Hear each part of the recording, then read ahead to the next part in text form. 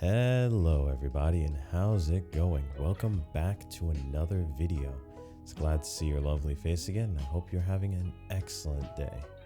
Today I want to go over the behind the scenes and the creative thought process behind the creation of my latest short film that I uploaded a few weeks ago, Catching the Bus. Now the main purpose behind this video is to kind of go over what we did right, what we did wrong, how we can improve in the future, and most importantly, help to inspire and motivate you guys by giving you guys a couple of ideas that you can be able to use in your future short films, or if you're currently in the middle of making a film, maybe this can help you out. And before we start, if you guys do happen to enjoy the video, please leave a like, comment, share, subscribe, because it really helps to keep me motivated to make these excellent videos for you guys, because I know for a fact I'm not making a dime off of this right now. But with all that out of the way, let's begin.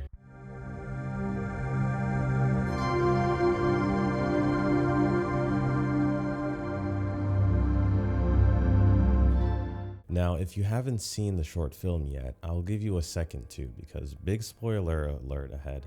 I'm about to tell the entire story. Okay, now that you've seen it, let's go over it. So the basic plot is that we have our main character in the middle of the night at a bus stop, seemingly waiting for a bus to come by. As he's waiting, his inner thoughts happen to come across to him and try to talk him out of hopping on the bus. After a bit of back and forth banter, it seems as if though our main character is steadfast on getting on this bus. But a phone call from his mother breaks his train of thought, and thus in order to answer the phone call, he has to give in to the demands of his inner thoughts. Then as he goes to put his bag down, we see it transition into a knife on the table as he gets up and walks into his bedroom in order to go and answer the phone.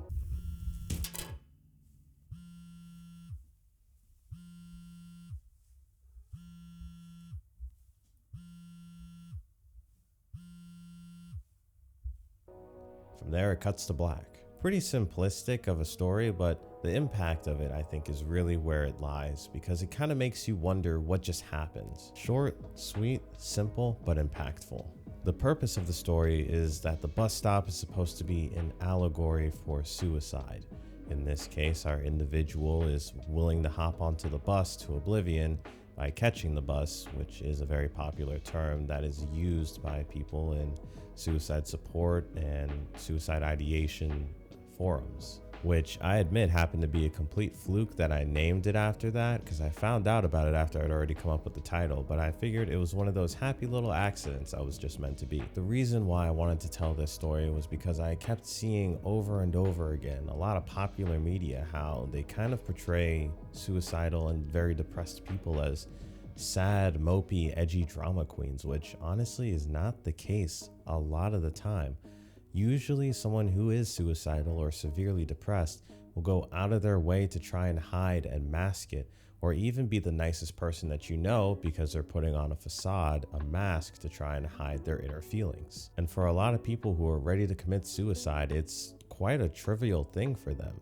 Granted, a very emotional one, but a very trivial one because they've thought of this topic for a very, very long time. So instead of going the route of sad, black and white, piano music, crying for half an hour, I wanted to give it a little bit more of a natural dialogue and kind of give people who are feeling that way a little bit more of a realistic take on how it would be portrayed in real life. Now, that's not to say that I am by any stretch of the imagination a psychologist who happens to know every single thing about this, but doing some research, I don't really think that we're showing people who are suicidal in the proper light in a lot of media. So with this little clip, I hope that it kind of reaches someone.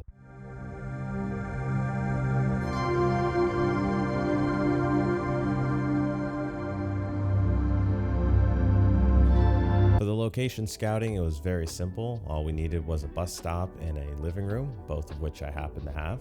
Living room was just in my house, simple enough, easy. The bus stop was also very easy, considering that it was about 20 feet from my doorstep. Yeah, I'd say location scouting was the easiest part of the entire film. The big problem was the fact that we had to wait for the weather to be perfect. For my dream of the film, I wanted it to be hazy and foggy to kind of really give that ominous feeling and the thought that someone's in their own head, which I really appreciate to this day that I took the time to do that. The problem is I didn't have a fog machine. I didn't feel like renting one or buying a whole ton of cold ice. And I really did not want any sort of law enforcement wondering what I'm doing, creating a gigantic cloud of smoke in the neighborhood.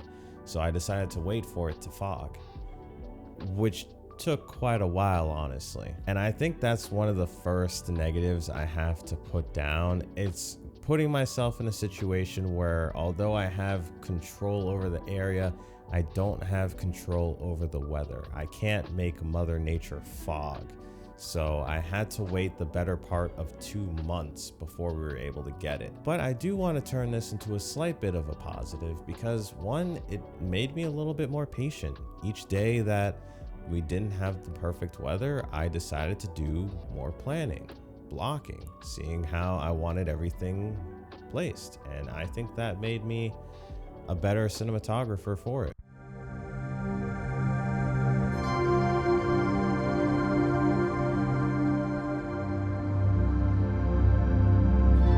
For the lighting, I really did enjoy having that street light directly on top of us because it gave us the best possible practical light that you could have. The problem is, it was so dark that we couldn't actually see my face under the light in any condition, honestly. And I think this was my fault, to be honest, and that's where I have to put one tick in the bad box.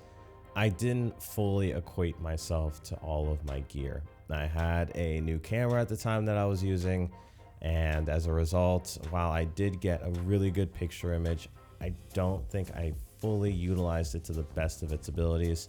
So I couldn't have gotten the maximum potential of ISO response, which I think kind of led to us having a bad time using that practical light. But the really good news is, as a result, we get to put one tick in the positive box because I got to use my key light.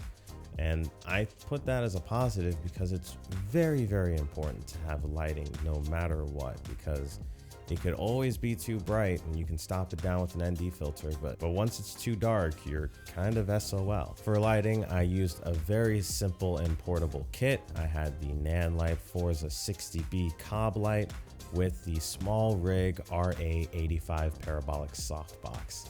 And these two are just the perfect duo. You have the Nanlite that takes up the same surface area as a smartphone, but is able to give outstanding power on top of what I think is probably the best balance between size to portability for a softbox that you can get on the market right now. Put together on top of a good combo stand, and we had an excellent set for our light, which was really nice because since we had the street light, we already had a rim light, so we just needed that one source. So with the exception of the intro establishing shot where you can see just how dark my face is, hence needing the extra light, we were able to have the light kit just outside of frame for each shot, and I think it really helped to just put everything together, and I love how the lighting came out.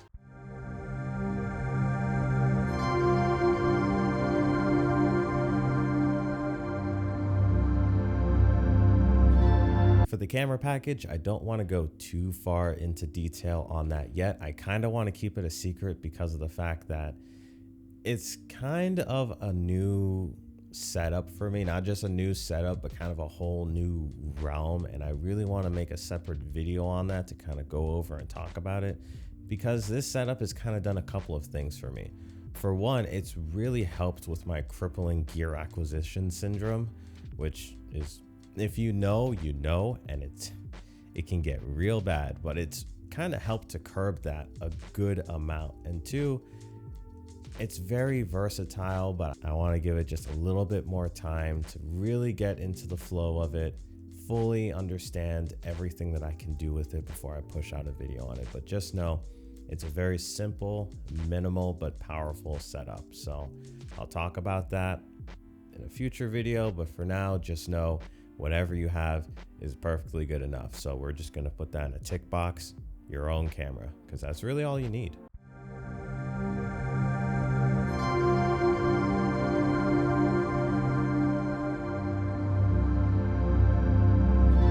For audio, we can talk about this one because audio is really important. I've said it once and I'll say it a million times. People will forgive bad video, but they won't forgive bad audio.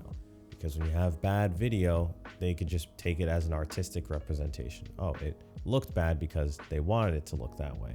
But when you have bad audio, it can instantly come off as amateur. So for the microphone, we went with the Sennheiser MKE 600 shotgun microphone with the wind muff. And it's actually the microphone that I'm using right now. I've had this microphone for a very long time, and surprisingly, it's one of the few bits of gear that has stood the test of time and been with me since day one. So if that doesn't go to say anything, just get yourself a good microphone. It will make a whole world of difference.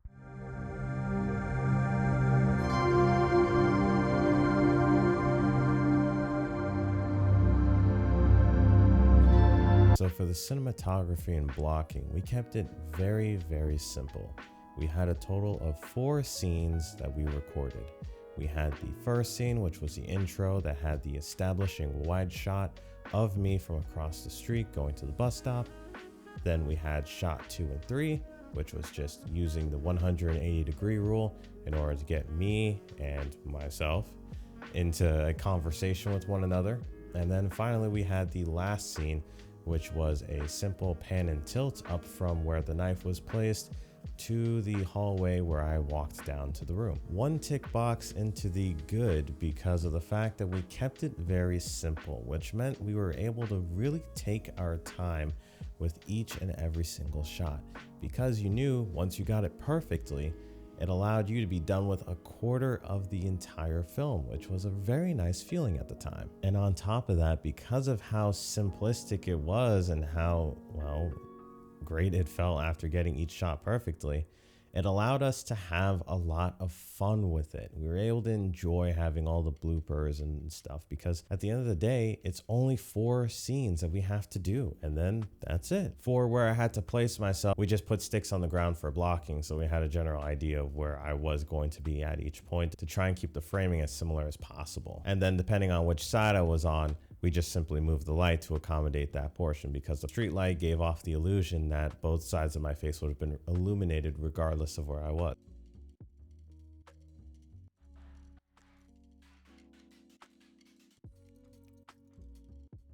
And then for the script itself, I kind of just improvised everything. So once I was done saying all of my lines for one side, I just kind of hoped that I remembered everything that I said and then responded back to it, which was a little bit interesting to do in editing. But other than that, everything went without a hitch. I'd say the only negative side is that because I had a 1.4 aperture, it was so razor thin that it was a little bit difficult to focus, and you can kind of see in some parts that was a little bit out of focus, but it's not the end of the world at the end of the day, because, well, everyone's still learning. So all in all, I was pretty happy with the cinematography and the blocking.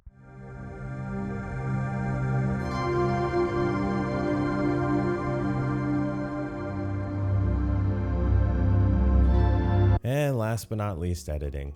I mean, honestly, when it comes to the editing process, there's not really all that much interesting you can be able to say, because, you know, not everyone's going to really get a kick out of seeing you spend 15 minutes on the same 6 seconds of clip because it sounds a little bit weird, or it looks a little bit weird, or you got to, you know, phrase it up a different way, cut it up a different way. I mean, all in all, I kind of put that in the neutral zone, because yeah, it's editing, you can fix things in post, but then you have to spend time fixing things in post. But there wasn't really all that much for me to have to do outside of properly putting everything together and then correcting the sound and color. So at the end of it all, what did I take and learn from this? Well, for one, I learned that patience is key for a lot of things, but ensure that you always have the ability to use your resources as the primary thing for your film, rather than, well, hoping for the weather to change, for one. But don't stress yourself out. If you have to go above and beyond, and you're stressed out, and you're not having any fun, you're not enjoying making your short film, there's not really a point to it. At the end of the day, it's about telling a story that you want other people to hear. And if you're not giving it your all, if you can't feel what you want to convey, then what are you really giving off to people? And at the end of the day, that's all it's about, just telling stories. So I hope you guys were able to take something out of this. Let me know down below in the comments if you have any questions or what film you're trying to make. Feel free to leave a like and subscribe if you really enjoyed it. I'll probably have another video here or there for you to watch. And yeah, I hope you guys enjoyed. I'll see you guys in the next one. Take care.